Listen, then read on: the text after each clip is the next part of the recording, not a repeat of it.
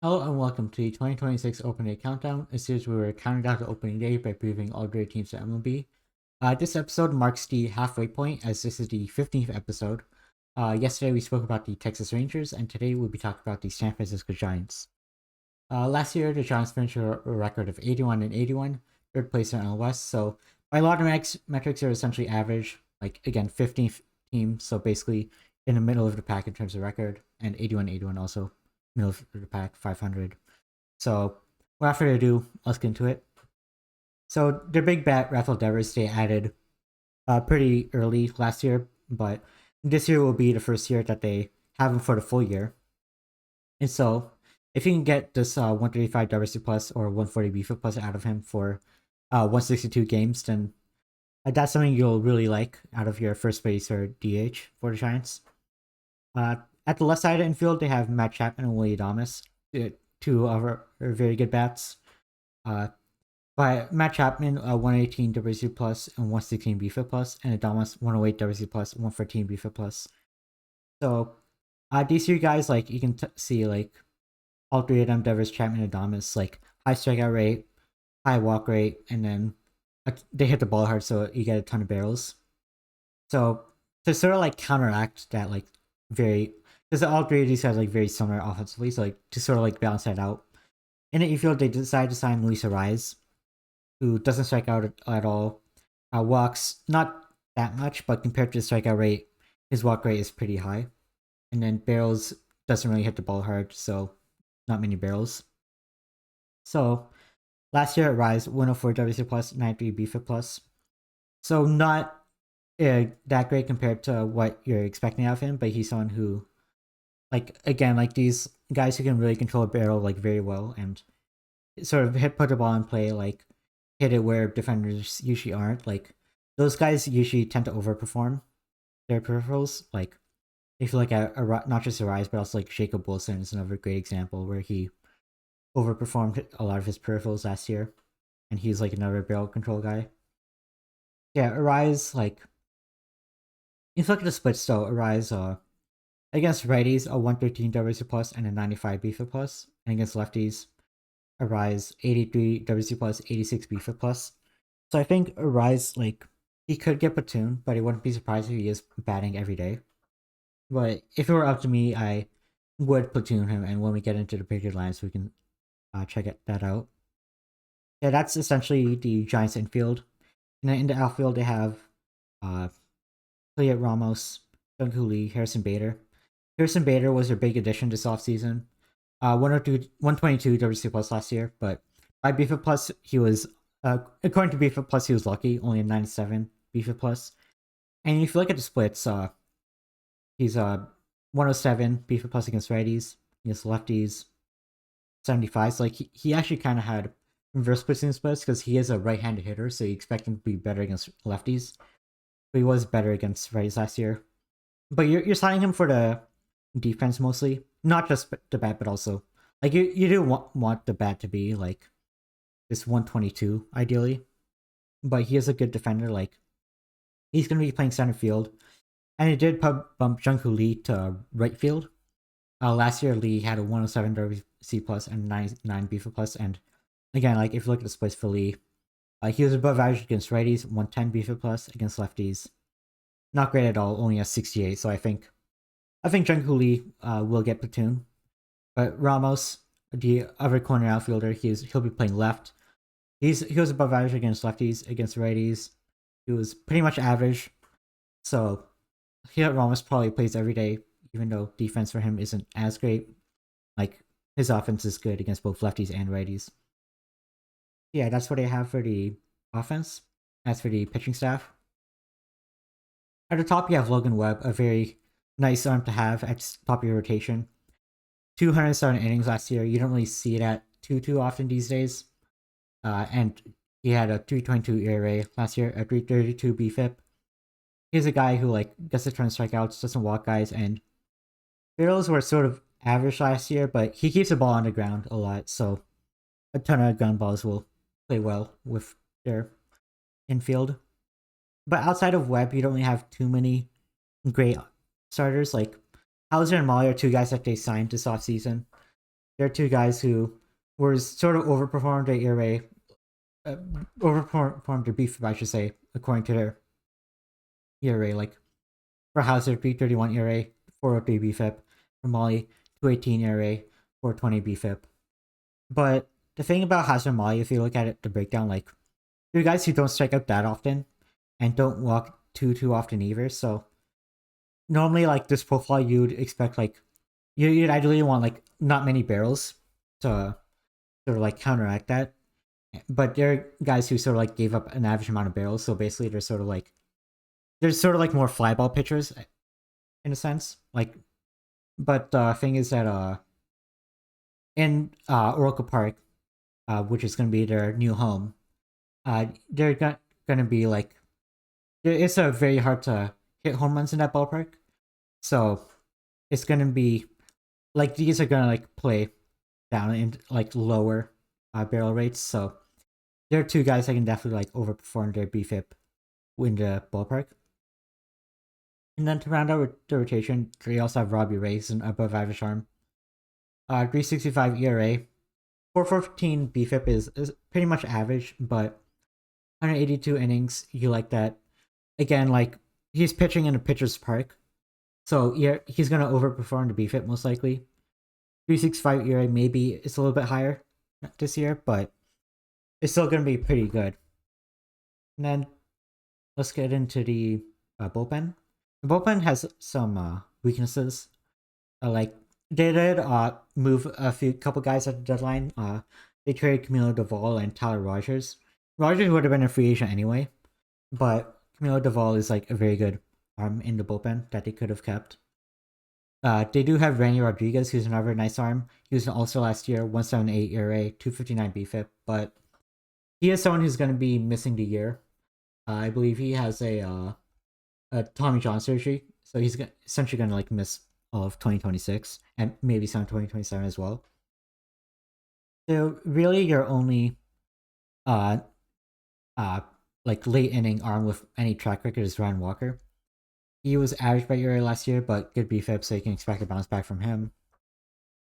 Joel Piguero is another arm in that bullpen that I like.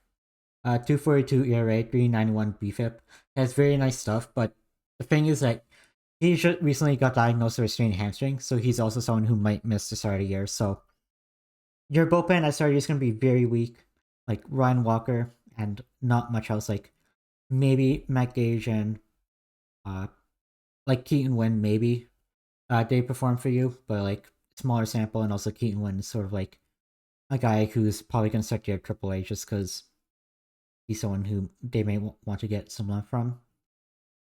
So yeah, other than that, like not really many good arms. Like Trevor McDonald, sorry, like he was good a bit, but he's a starter. Like Blake Tidwell is a guy I like, but he's also a starter. Like despite the bad BFIP, he was very good last year with the Mets and the Giants at AAA.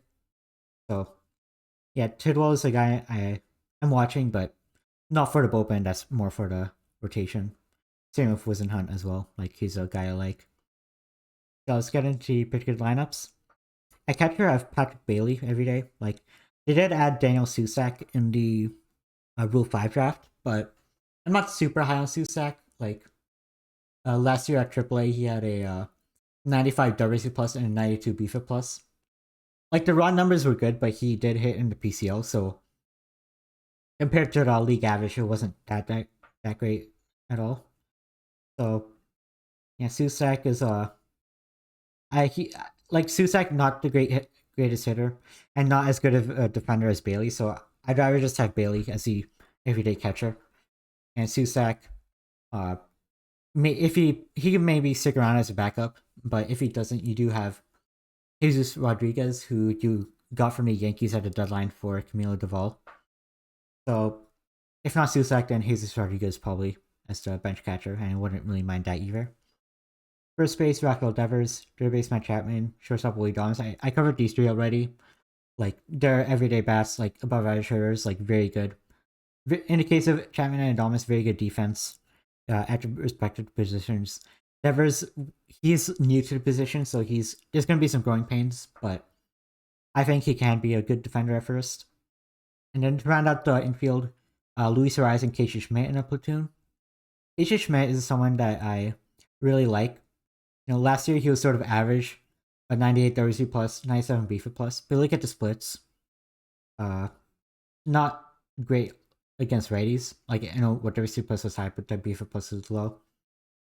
But against lefties, he is actually above average with BFIP plus, despite the low WC plus. So I think Casey Schmidt, and also it was recently reported that Casey Schmidt, he was actually playing through an injury. And if you look at the splits, before and after the injury, he was actually a lot better before the injury and a lot worse after the injury. So if he can bounce back from that, he can be someone who maybe is even above average against righties as well. And sustainably above average, because he was above average by WC plus last year. So because he was better against lefties, Ariz was better against righties, I do have them in a platoon at second base. Casey Schmidt, he's someone who can sort of play all around the infield, third base and shortstop. So I think against righties, you can give Chapman a day off or Adames a day off and have Casey Schmidt there as well. So Casey Schmidt just getting pretty solid playing time, I think. And if he can bounce back from an injury, he's someone who can really perform very well. In the outfield, I have Heliot Ramos, Harrison Bader, and Gerard Encarnacion. I already covered these two guys already, but Giancarlo I did cover as well. But Gerard Encarnacion, he was also used as a short-side platoon hitter last year. If you look at the last year he had 56 plate appearances only, but you look at against righties, 30 plate appearances, 42 BFIP plus. Against lefties, 26 plate appearances, 71 BFIP plus. So he was better against lefties, and slightly better than Lee as well.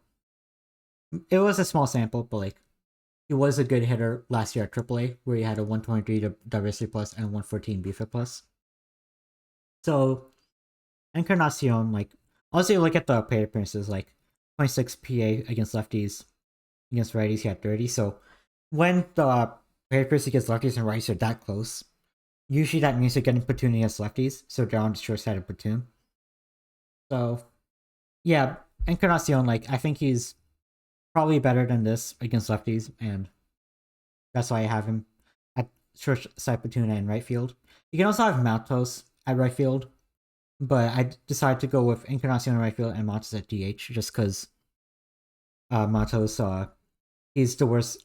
Encarnacion is a better defender. Matos has a pretty good arm, but defensively he hasn't been great in right field, while Encarnacion has sort of been around average. So that's why I have Encarnacion in right. At DH, Eldridge and Matos in the platoon. Again, Eldridge, I'm not really buying into the big league sample as much, but at AAA he did have a above average WRC plus at 106, and BFIP plus was 111. And he was another guy who was like Schmidt, he was playing hurt for a lot of the year, so maybe he can bounce back and give you very good offense. But again, Eldridge, he was platoon at the end of last year. You look at it, 37 plate appearances last year, and 35 of them were against righties, so only 2 against lefties. So yeah, I think you will be there every day against righties, and then against lefties, you do have Matos, who again, the plate appearances 98 versus 86. That when it's that close, that means they're platooning against lefties. And Matos against lefties, a 124 BFIP plus, so a very good bat against lefties. They can put it at DH. So yeah, that's the lineup. In the pitching, I have Webb, Ray, Hauser, Molly, and Roop. I covered the first score guys already, but so let me touch on Roop for a little bit. So 1 second. Yeah, Roop last year was pretty solid by ERA, but by BFIP he wasn't that great.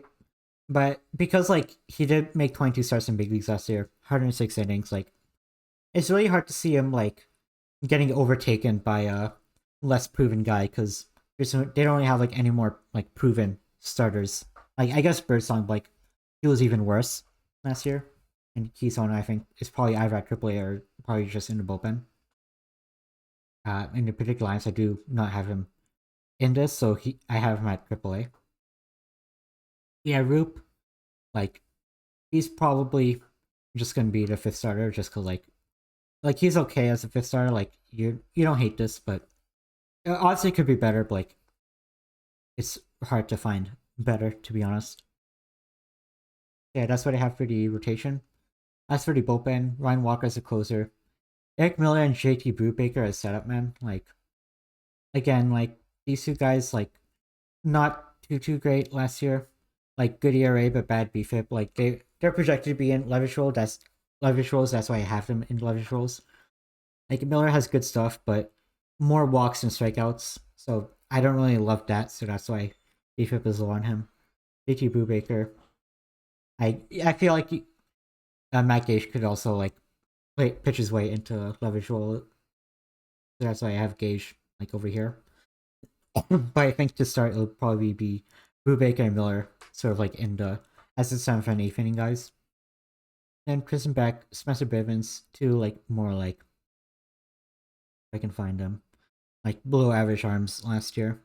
Like Bivens at least gives you some length, and also like Budo over here is sort of like the long reliever. Budo can also like give you some length as well. So two guys are like they're not like the most effective arms, but because they can like get more than 3 outs, like they can maybe pitch 2 innings. Like there are a couple of guys who I think can be valuable in that bullpen. And the last guy I have is actually Trent Harris. He's a arm that I'm really high on. Uh, Last year he pitched at AA and AAA, mostly at AAA. Where in the PCL he pitched 41 and a third innings. It was a 5.44 ERA, but his BFIP was 4.76. And he has very good stuff. Like he has a cutter, sweeper, splitter, and I believe a curveball as well. So 4 pitch mix can really go like north, south, east, west. And the 4.76 BFIP last year at AAA was actually like better than average. Because if you look at BFIP minus, which is basically BFIP, but 100 is average, lower is better. It was 87 BFIP minus, which essentially means his BFIP was 13% better than league average, so allowing 13% less runs than average. So Trent Harris, like that was what he was doing at AAA. At AA, it was just electric at AA. Like a 1.69 ERA, a 1.73 FIP. So like he's definitely like too good for AA. Can handle AAA. Like why not have him in the majors? Like your bullpen isn't the best, so why not like take a shot on a guy like Trent Harris to start the year? Like if he doesn't perform, then like when Piquero comes back, they can just option him, and you're not really like losing too much sleep over that. Yeah, onto the win projections. As I said, like Devers, Adames, and Chapman, that's sort of your core three on the opposite side, but you do have like Bader, who's projected for above 2 wins. So does Arias. And then like on the pitching side, you have Logan Webb as your ace, Robbie Reyes and above average arm, and also like Hauser, Roop, like just a nice rotation. But like the question is definitely going to be in the bullpen because Ryan Walker, Randy Rodriguez, Sam Henches, like Henches is missing the start of the year. Randy Rodriguez is missing the whole year. So your bullpen is going to be very rough. So that's going to make you lose a lot of winnable games. So if you look at the win projection for the Giants, only 70 and 84, so like below 500. A bit of a step down. Like there's potential for them to overperform. Like if Devers like has a good year in his first year with the Giants, so like let's say Bader doesn't regress. Let's say he's like this 3 or 4 win guy again, then maybe you can like get up to 500. But like I think the way that they handled the offseason, like I think they're prepared to be a below 500 team. Like I believe like the guys that they added, let me find them. Like Hauser, Molly, and on the hitting side, uh, fine. Bader, Arise. Like a lot of these guys that they added, other than Devers, of course, but like Devers is a special case. Like a lot of the guys that they added are only on like 1 or 2 year deals. There are definitely guys who can you can flip at the deadline for prospects, and Bader, Arise, and also Hauser, Molly. Those are definitely like solid contributors and pitchers like players that should see some value at the deadline from teams that need either pitching depth or hitting depth wherever they need it. Yeah, that's what I have for the San Francisco Giants. Thank you for watching, and goodbye.